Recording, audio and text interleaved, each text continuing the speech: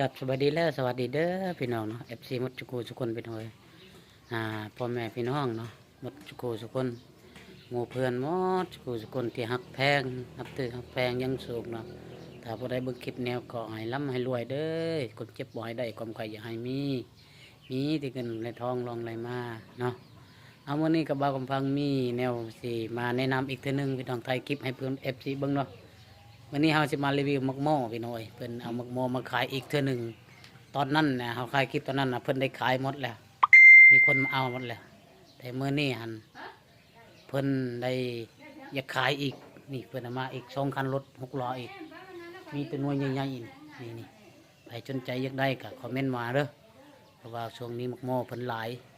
ตอนเฮาตายชุดก้อนเนี่ยเพิ่นได้ขายหมดแล้วอันนี้เพิ่นเอามาเมื่อวานนี้อีกเต็มช่องรถอีกมื้อนี้ก็ได้ก็คอมเมนต์ได้พี่น้องเอ้ยอย่าลืมมักโม่หลายๆนี่เต็มที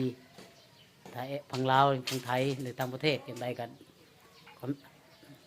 มาเอาได้เนาะขายหมดไปไงจ๊ะเป็นหน่วยก็ขายเป็นโลก็ขายหน่วยหนึ่งตามราคาตามหน่วยตามใหญ่หน่วย10,000 20,000 50,000มีครบหน่วยใหญ่มีครบพี่น้องเลยมีแต่ว่าใครสนใจก็ล่ะมาซื้อได้เนาะมักม่วงมาแมนมักม่วงหวานคักกะลีแซ่บพี่น้องไปสนใจก็มาเบิ้งเนาะบอกให้เจ้านั่นมักม่วงอย่าลืมฝากเอาอะไรกันแชร์ติดตามไปนั่งพี่น้อง FC พังรับทั้งประเทศเฮาเด้อมักม่วงไปหลายพี่น้องนั่นโทรศัพท์จอนให้คำถามมารีวิวมาเรื่อยๆหมดโทรศัพท์หมอลายหรือยังนี่เนี่ยใครชนน้องใครสนใจก็คอมเมนต์ได้เด้อของหมอลายหรือของเราทั้งไทยมาเอาได้เนาะถ้าใครสนใจแม่นมาเอาเด้อบ่ได้ไปส่งเลยมีแต่ว่าให้ไปเอาผมมีรถกันเราไปส่งกันมีแต่ให้มาเอาเนาะใครสนใจก็ถ่ายดิพี่น้องเลยลายรีวิวให้ก็จะไหนคอยจะส่งให้เจ้าเด้องามบักโมนี่มาเอาเด้อทุกคนเด้อใครอยากได้กับมาเอาไปไว้นะโตนี่ใหญ่นี่ลีนี่หน่วยนี่แห้งใหญ่นี่วิหน่วยตัวใหญ่นี่อ๋อตัวลายเต็ม2 คันรถ6 ล้อพุ่น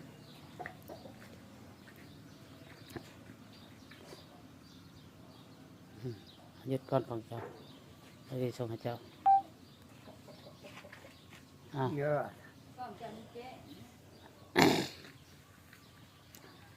จับให้ค่อยนี่จะจับกล้องค่อยมีนก็ได้จับเจ้าจับนี่ค่อยจะให้เจ้าให้เขาเบิ่งโม่ๆง่ายมาเห็นนะเนี่ยโอ้ยนี่เรียกว่าได้ถ่ายบ่นี่ถ่ายแล้วถ่ายจะถ่ายแล้วเห็นบ่ค่อยเห็นนะเนี่ยจับนั่นแหละจำตัวได้บ่นี่ตัวนี้เนาะบ่จำยังเลยโม่ใหญ่นี่มึงตัวใหญ่ๆโม่นี่มึงใหญ่มาเอาเด้อลึกลีมักโม่นี่ตะลายแห้งลีเนาะ